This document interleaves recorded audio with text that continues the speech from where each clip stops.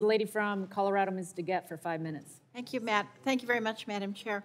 Mr. Chu, like my colleagues, I'm concerned about the influence of China on TikTok and what that does for U.S. users.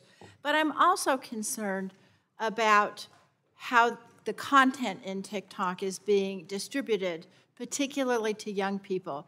This is not a problem unique to TikTok, but TikTok has 150 million users in the United States.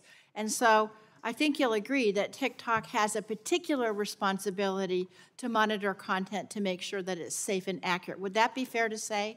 Yes, I agree with that. So, you know, I know you said in your opening statement there's a ban or limited for kids under 13 and under 18 and so on. But I know it won't be news for you that computer-savvy kids actually can bypass some of those restrictions quite frequently, and they can do it even if they have parental oversight. And so what I want to ask you is rather than putting the burden on young people and parents to accurately put in the birth date and so on when registering for TikTok, I want to ask you what TikTok can do to make sure to monitor this content. And I want to give you some examples of some of the extreme content. Mr. Latta talked about the blackout challenge and some of the dangers to young people's safety, but there's also extreme content around healthcare information. In one study, 13 out of 20 results for the question, does mugwort induce abortion? It talked about herbal so-called abortifacients like papaya seeds, which don't work. And so if people searching for information on safe abortions went on TikTok, they could get devastatingly incorrect information. Another study showed that TikTok had a hydroxychloroquine tutorial on how to fabricate this from grapefruit. Now, there's two problems with that. Number one, hydroxychloroquine is not effective in treating COVID, so that's one issue. The second issue is you can't even make hydroxychloroquine from grapefruit.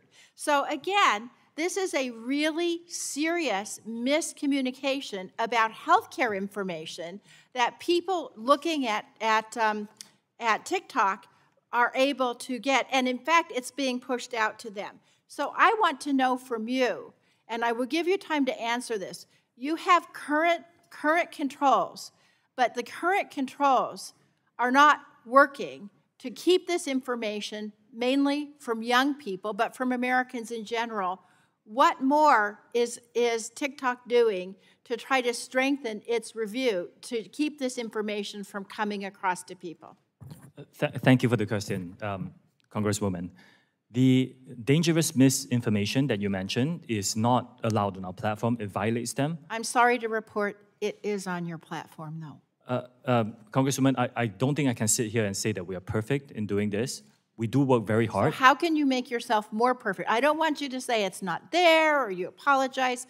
What can you do to limit it as much as possible, more than what you're doing now? We invest a significant amount in our content moderation work. I shared that number in my written testimony. I know you're investing, yes. but what steps are you taking to improve the AI or whatever else you're doing to limit this content? For example, if you search for certain search terms, we do direct you on TikTok to safety resources. That's one of the things we have done.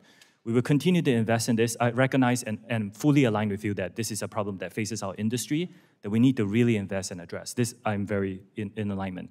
The vast majority of our users come to our platform for entertaining, safe content, but there are people who do spout some dangerous misinformation, and we need to take that very seriously, invest in it, proactively identify it, and remove it from our platform. Okay, I'm going to stop you right now. I asked you specifically how you're trying to increase your review of this, and you gave me only generalized statements that you're investing, that you're concerned, that you're doing more. That's not enough for me.